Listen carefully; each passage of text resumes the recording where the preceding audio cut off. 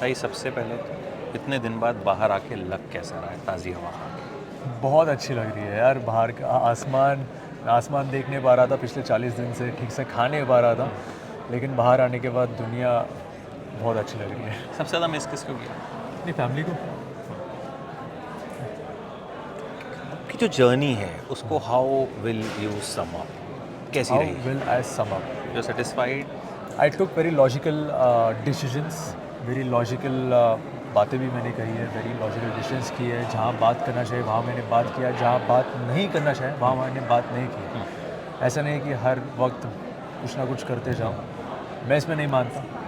तो अगर कोई और मानता है तो वो उसकी इच्छा है, लेकिन मैं तो इसमें नहीं मानता। तो जहाँ मुझे बात करना चाहिए वहाँ मैंने बात की। एक लवकेश के साथ आपकी लड़ाई हुई थी जो बड़ी चर्चा में रही थी, आपने गाली वाली भी दी थी, तो वो क्या क्या रूप था आपका? मतलब फैंस को लगा कि साई इतने गुस्से में कैसे?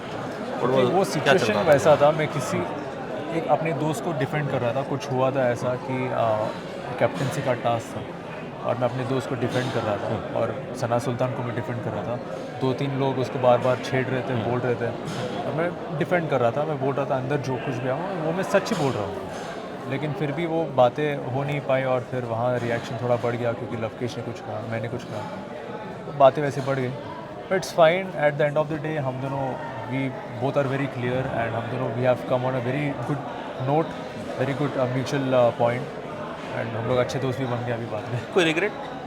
नहीं, घर में जो कुछ हुआ, कोई भी चीज़, कोई किसी चीज़ regret का कि मुझे यार regret ये नहीं। ऐसा नहीं होता या ये मैंने वैसा क्यों किया, ऐसा कुछ?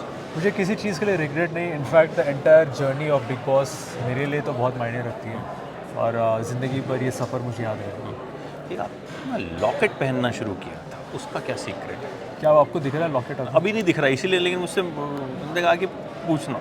यहाँ है, यहाँ है, हाथ में है। हाँ, अच्छा, कुछ कह रहे थे आप?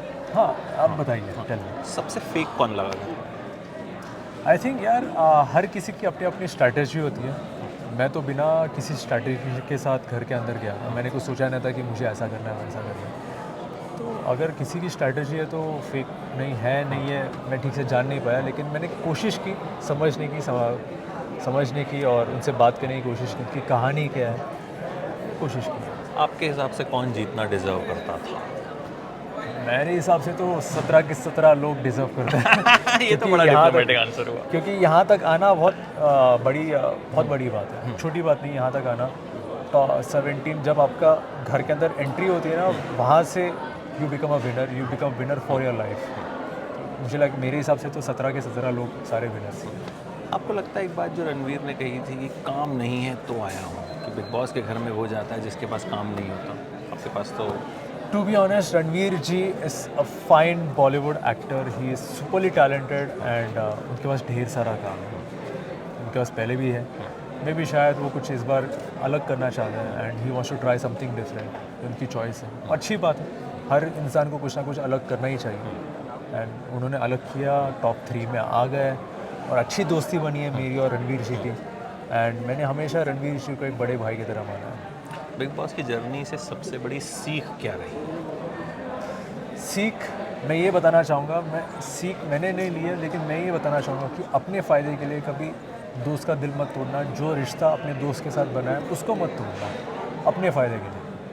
ये मेरी सीख नहीं है। मैंने जो यूज़ करता हूँ अपनी लाइफ में, बाहर की दुनिया में और घर के अंदर में जो मैंने यूज़ किया, ये आप लोग भी यूज़ कीजिए, तरक्की होगी। Thank you so much and all the very best. In future you played very well. Thank you. Thank you so much.